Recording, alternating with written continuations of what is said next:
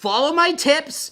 There's going to be the top 10. Even if you only can follow half of them, it's going to be a heck of a lot better than doing whatever the heck you're doing and yo-yoing and rebounding and up and down and all in this and all out of that.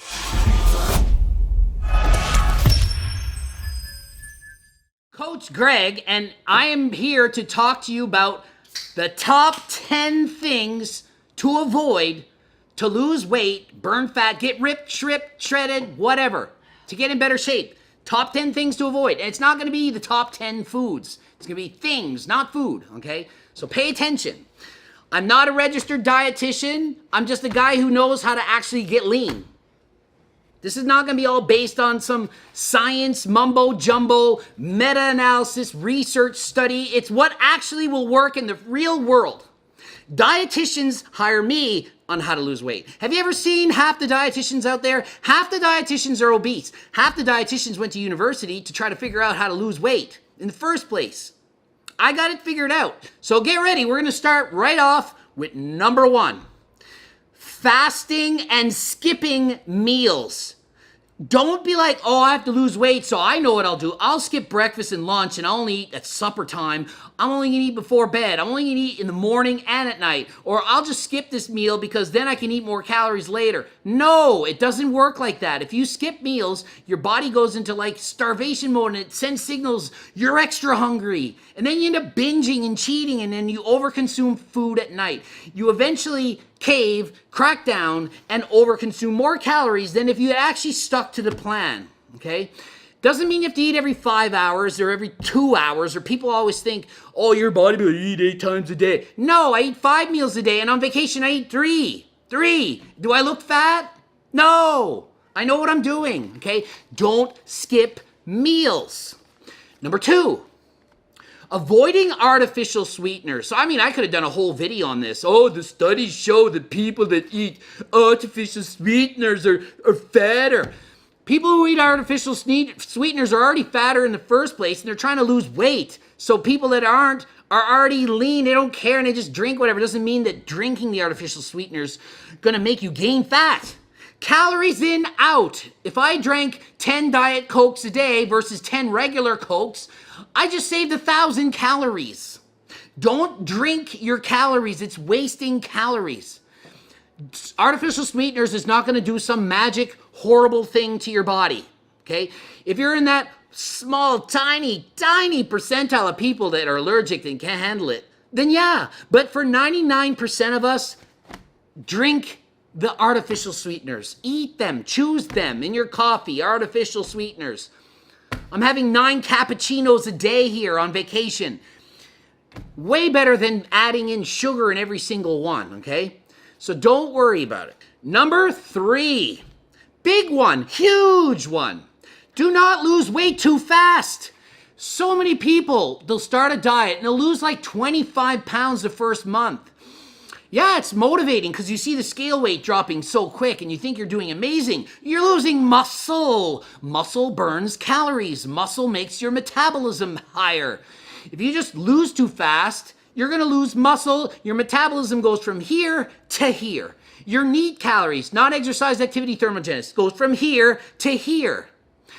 You lose weight too fast. You go from, I've had clients, they hire me. I was eating 5,000 calories a day. I was 100 pounds overweight. Then they cut to 1,500 calories a day, and they lose like 70 pounds in 2 months. And it's like, yay. And then they can't lose any more weight, and they're on 1,500 calories, and they have no energy, and they feel like garbage, and they have no more muscle left. Well, yeah, you lost 70 pounds. You lost 35 pounds of fat and 35 pounds of muscle, and now you lost everything you built up all those years. For what? So that you're more motivated. People who lose weight slower over the long term keep the weight off longer and easier than people who crash diet.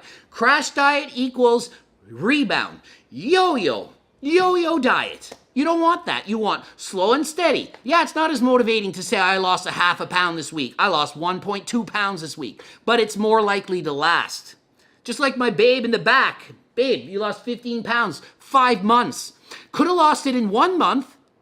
Then what would happen? Probably to binge on pizza after, right, babe? Oh, yeah. The pizza, you can't do it too quick. It ruins you. You can't. Slow and steady, and she's keeping the weight off. She's even in Mexico, and the weight's not coming back. She didn't gain any weight. It's just, it's easier. It works better. Slow and steady. Keep the weight off long term, not short term quick fix. The next is avoiding the scale. I hear it all the time. Oh, I don't want to weigh myself. I don't want to know because, oh my God, heaven forbid if the weight went up, then blah, blah, blah. What if it went down 5 pounds in a day? Well, maybe you're not eating enough. How do you get any kind of feedback if you don't know what's happening? Oh, but it's how you look in the mirror, not the scale that counts. What if you're losing 7 pounds and you look better in the mirror, but it's all muscle that you're losing? You're losing too fast. You need to track this.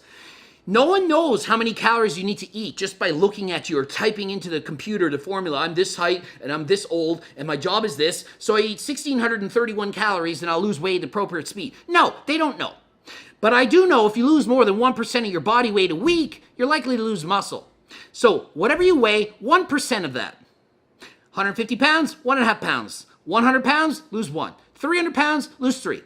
If you stick to that rule, most of you are going to be fine. You don't need to lose 1%, but 1% or less is usually good. If it's more, got to be careful, okay? It's simple.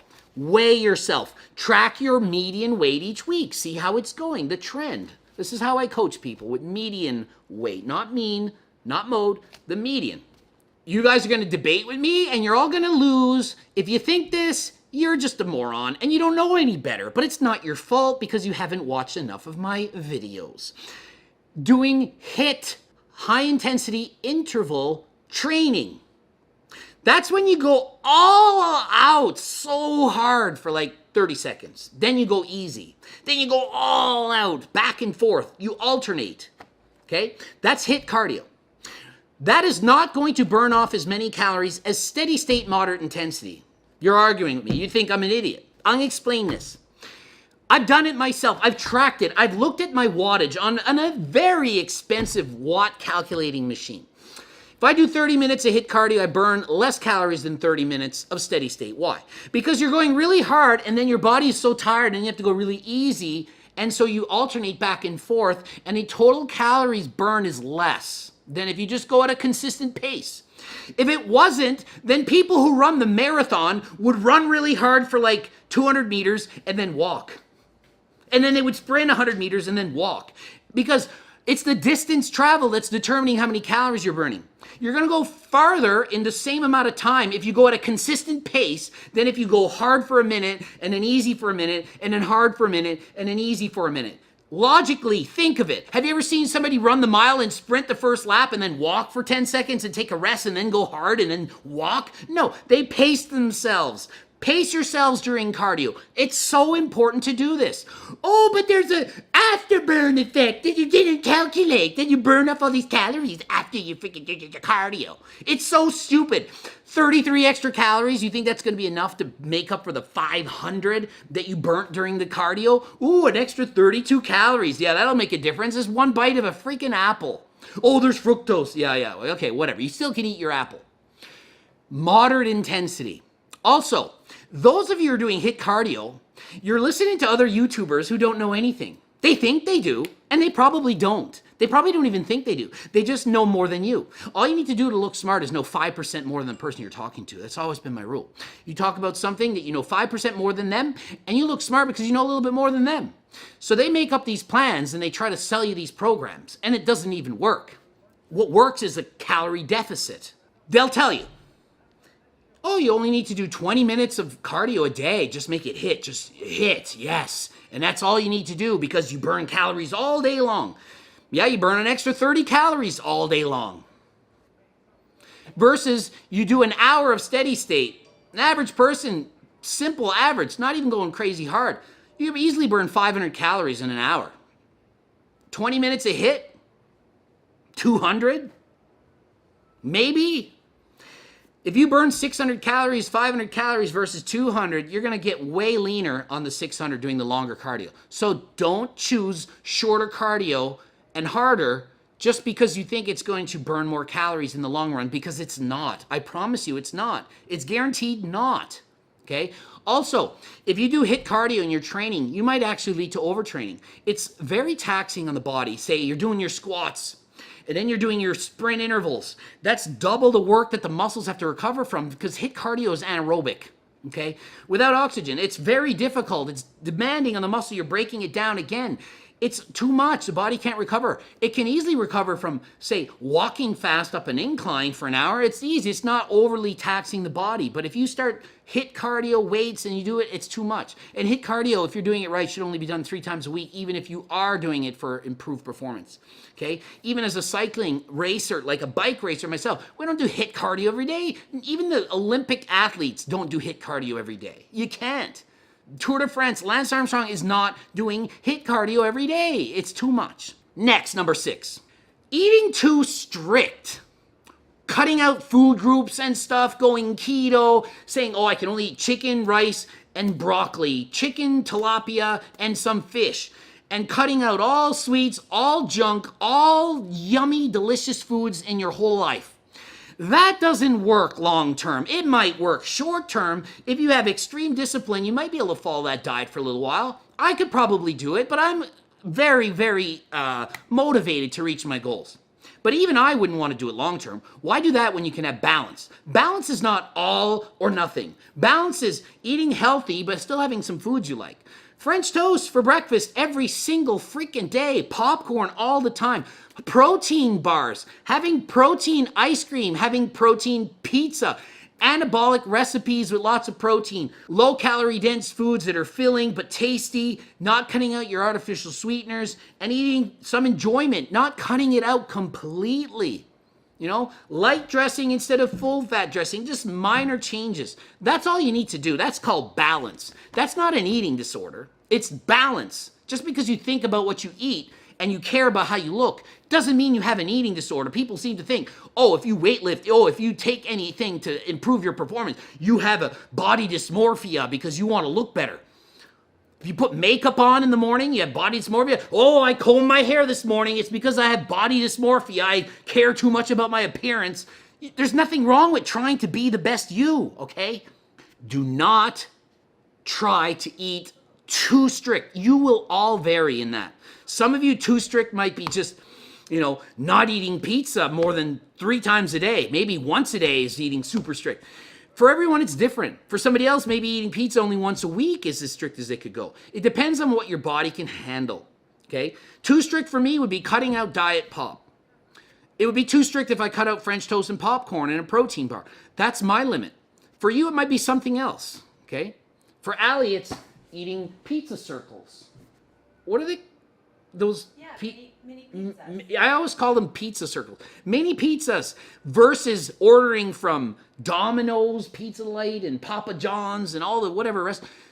She cuts it down and has those little circles. That's balanced. It's healthier and less calories and enough to quench her desire for pizza all the time because you love pizza. Instead of eating a whole medium on my own because it's in my fridge. Yeah, like 1,800 calorie pizza that she could eat versus 400 of 2 little pizza circles, or mini pizzas. So anyway, I'm not sponsored by mini pizzas. I wish I was. Yeah, we should get one. Man, she eats a lot of those. Next. Empty stomach cardio. It has I don't understand how this myth's still going on. It has no extra benefit to losing fat or burning calories. Calories in, out, end of the day, week, month, year is the bottom line. If you get up and eat breakfast and then do cardio, or you get up in the morning and do cardio and eat breakfast, there is a zero difference. Zero difference in terms of how many calories are stored as fat in the end of the day long term. No difference. The potential to go bad exists in doing empty stomach. Empty stomach is at best equal to eating and then doing the cardio. Why? If you do empty stomach and you have no energy and you go slower on the bicycle or the cardio or the walk, or you go 50 minutes because you're tired out because you didn't eat breakfast, then you're going to burn less calories, and the less calories you burn, the less deficit you're going to get at the end of the day. If you eat breakfast and have more energy, you're like, yeah, I feel good, I can go harder. If you go 5 miles instead of 4 because you eat breakfast, you just burn an extra 100 calories if you're a 154-pound person, for example. So you see, eating is important. If you get up and skip breakfast and go do cardio, you just missed an opportunity for protein synthesis to occur from eating the protein in the morning. You just fasted all night. There's a time to eat. You fasted. Breakfast. Breaking a fast. You should eat. Eat breakfast. Get that protein stimulus going. Start building muscle. Start doing it right away, especially when you're in a calorie deficit. If you start skipping meals for 12 hours and 16 hours and think it's better, oh, but it increases the growth hormone. No, it doesn't. Not enough to make any kind of difference. Not enough to overcome the fact that you're going to lose muscle from not having the protein to work with. It's like hiring a bunch of carpenters to come to your house. Oh, we have more carpenters. We're going to build more muscle. But you don't have any freaking nails, tools, hammers, wood. They just sit there and look at you. Oh, it's great that we got all this extra freaking carpenters and no freaking things to work with.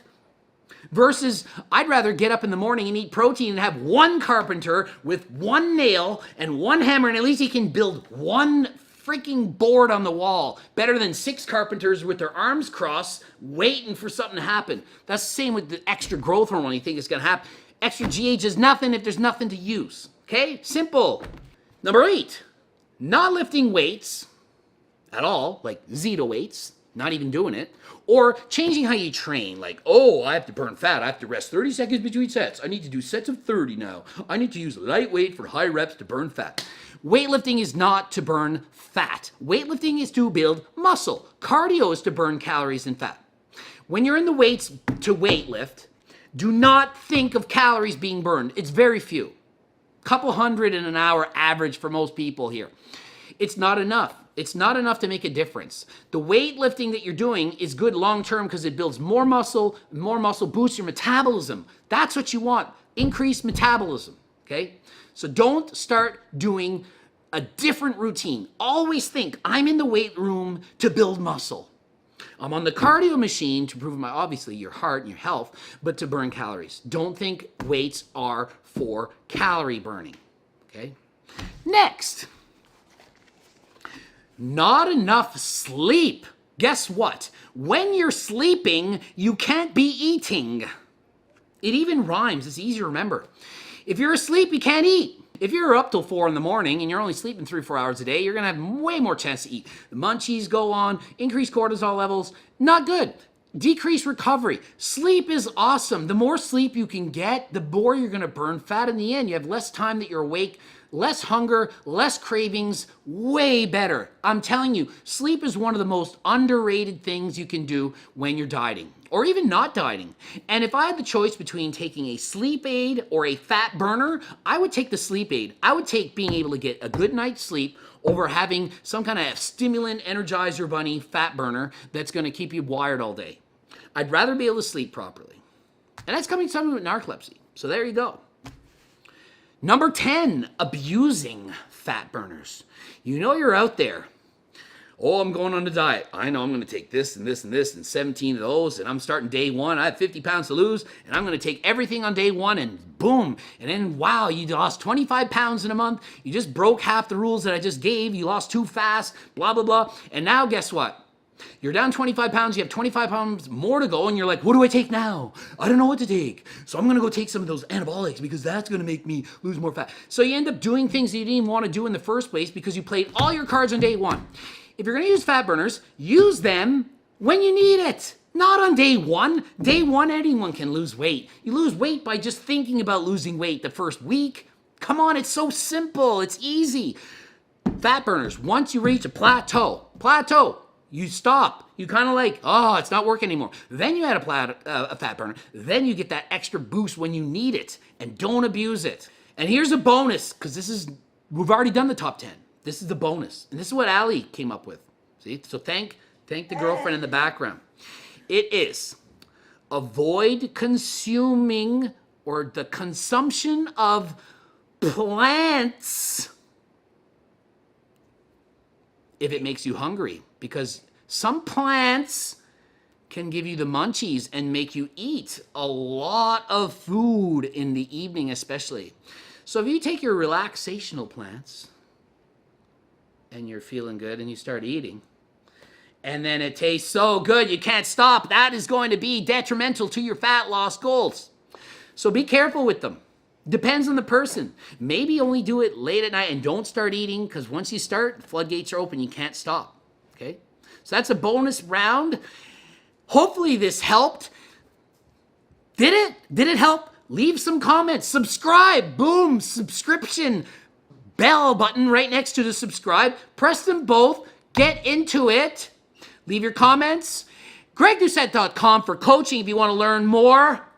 Greg Doucette, IFBB Pro on Instagram. Follow me there and check out what's going on that. And we're going to bloop up the top 10 things to avoid to build muscle.